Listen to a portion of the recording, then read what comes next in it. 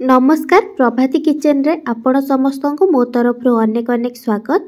आज आमे बनैबा पत्रकोबी पकोड़ार रेसिपी। ताहले चलंतु स्टार्ट करबा आज रेसिपी। प्रथमे मु गोटे पत्रकोबी को नेइकिरी ताको भल से धोई नेइची। तापरे ताको एबे मु काटिबा पई एठी मु पत्रकोबी को चुना चुना करी छोट छोट करी काटुची। एठारे मु गोटे कोबी जोटा की 500 ग्राम रो थिला मु ताको नेइकिरी काटिची। आपण आपणक हिसाब रे नेबे। जदि अधिका किंबा कम पकोड़ा बनेबे सेही हिसाब रे आपण कोबी मध्ये नेबे। एठी मु कोबी को छोट छोट करी काटी नेइची। आपण माने वीडियोटी आरंभ रु शेष पर्यंत देखंतु। जदि वीडियोटी भलो लागिबो ताहले लाइक सहित शेयर कर देबे। आउ जदि मो चैनल ले नुआ थिबे ताहले सब्सक्राइब करि देबे। सब्सक्राइब करिबा सहित पाखरे थिबा छोटो बेल आइकन को मध्य क्लिक कर देबे, जहा द्वारा मु नेक्स्ट वीडियो जहाँ भी अपलोड करिवि ताहार नोटिफिकेशन आपनको फोन को आसी जिवो। एबे देखंतु मु अधा कोबी एठी काटिची। काटी सारी थिबा अधा कोबी को मु गोटे जगह रे रखी सारी करी आउ अधा कोबी जेतिकी सेतिकी को काटि कि सेही जगह रे मु एबे रखी दउची। एठी कोबी सब को मु काटी नउची। काटी नै करी सेही सेम जगह रे सब तक कोबी को एठी रखी नैची।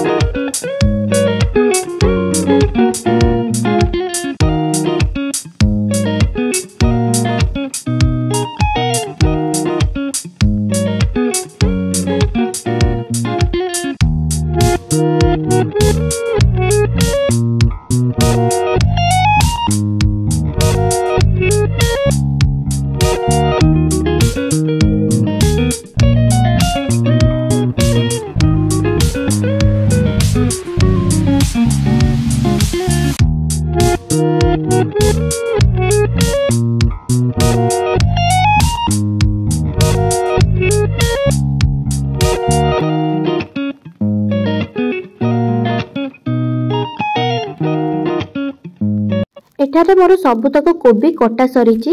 एबे गोटे जगह रे कोबी नेइकिरी सेथिरे मु बेसन देबी। बेसन एठारे मु 3 कप बेसन मु एठारे नेइची।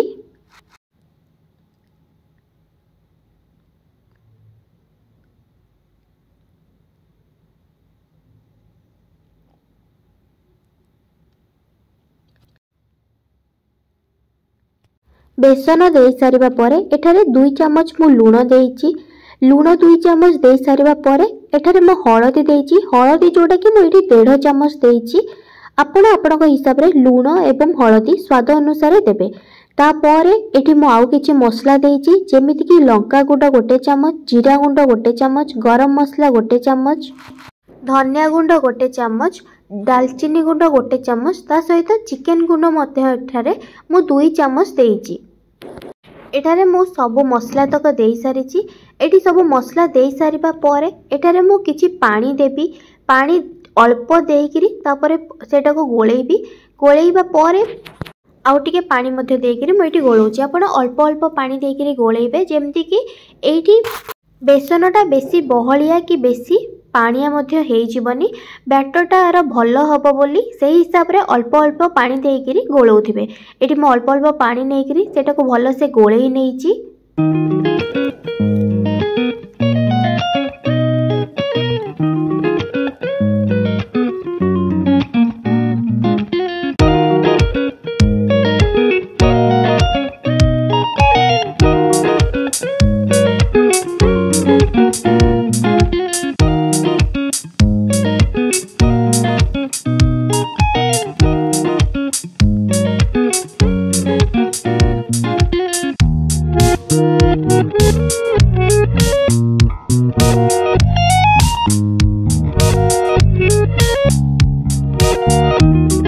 एबे मु गोटे कड़ाई नेइकिरी कड़ाईटा गरम करबा पई देइची। कड़ाई गरम हे सारिबा परे एठारे मु किछि रिफाइन तेल देइची। तेल देइकिरी तेलटा गरम होबा पई मु प्रथमे वेट करबी। गरम भलो से तेलटा जेतेबेले गरम हे जिवो ता परे मु एठी गोळेई की रखितबा बेसन एवं कोबी को छोट छोट साइज रो आपण आपणक साइज रे बनेबे। मु एठी मु छोट छोट साइज प्रथमे बनाऊँगी तापर ये मु आउ टिके बड़ साइज रो भी बनैबी हेले आपण हिसाब रे साइज छोट बड़ जहाँ भी करें। ये मु पकोड़ी किसी देइछि छाणीबा पई पकोड़ी को दे सारिके किछि टाइम पर्यंत वेट करबा पकोड़ी रो कलर टिके चेंज हो जिबा परे पकोड़ी रो कलर जेतेबेले गोल्डन कलर हो जिवो एडी पकोड़ी रो कलर टिके हो सारिबा परे मु तार आर साइड टा उल्टेई देइछि आर साइड टा भलो से हेबा पई एठी देखंतु पकोड़ी मोर भलो से हेई गलानी एबे मु ताको छाणिकिरी गोटे जगार काढ़िकी रखी दउछि एवं सेम प्रोसेस रे मु पुणी ताठारु टिके बड़ साइज रो एठी पकोड़ी बनौछि एठी गोटी गोटी करिकिरी एगेन मु सेही सेम तेल रे आउ किछि देई दउछि एबे छाणीबा पई।